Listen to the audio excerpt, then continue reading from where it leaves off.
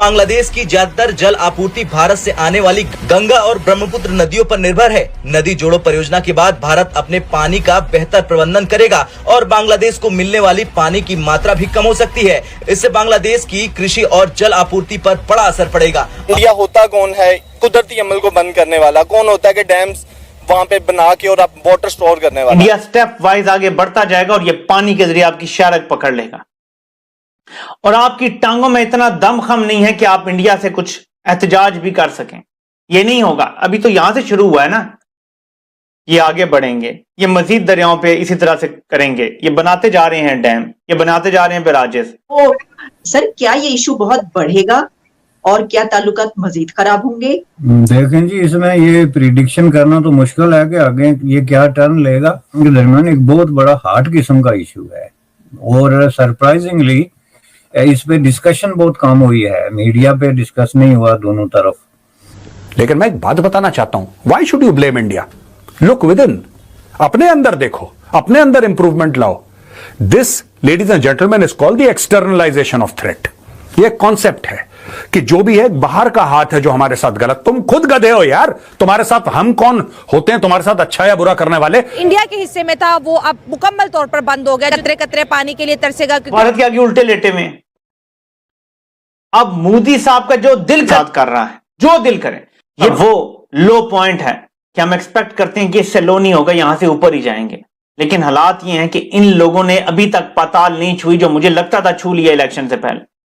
India does not want, ये नाहिद इस्लाम कह रहा है इंडिया डज नॉट। इंडिया के वांट ना वांट करने से क्या होता है? I want to ask Bangladesh is this, how does it matter if India wants और India does not want?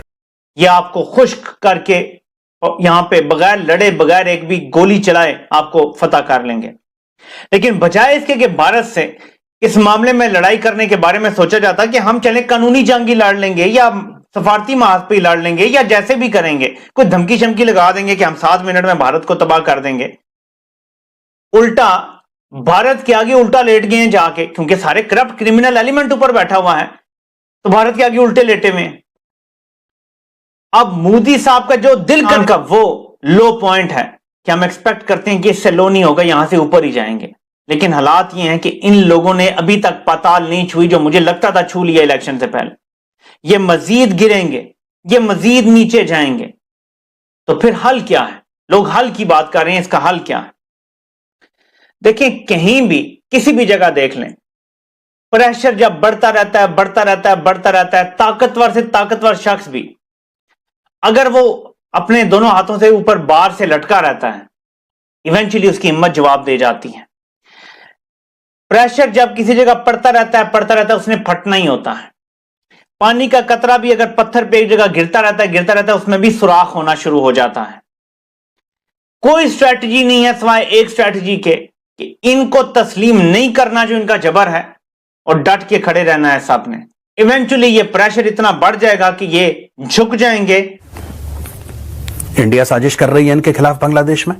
India नहीं चाहती, हमारे चाहने ना चाहने से क्या होता है? जब तुम्हारे 2-2 कौड़ी के जर्नल इन्होंने तुम्हारी सरकारें गिराई, वो इंडिया चाहती थी। जो हर साल तुम लोग भीख मांग के जिंदा रहते थे, वो इंडिया चाहती थी। हर साल या तो बाढ़ या तो सूखे से आधा बांग्लादेश बर्बाद हो जाता था, वो इंडिया चाहती थी। I am not here to hold a brief for Sheikh Hasina. मुझे कोई फर्क नहीं पड़ता शेख हसीना से। लेकिन मैं एक बात बताना चाहता हूं, why should you blame India? Look within, अपने अंदर देखो, अपने अंदर इंप्रूवमेंट लाओ। This ladies and gentleman is called the externalization of threat. ये कॉन्सेप्ट है कि जो भी है बाहर का हाथ है जो हमारे साथ गलत। तुम खुद गधे हो यार, तुम्हारे साथ हम कौन होते हैं तुम्हारे साथ अच्छा या बुरा करने वाले? You yourself are donkeys. तुम खुद गधे हो, तुम खुद गधे हो यार, तुम्हारे खुद बस का नहीं है कुछ, तुम कर लो ना यार। किसने मना करा है तुम्हें? किसने मना करा? Who has said that? Who has stopped you?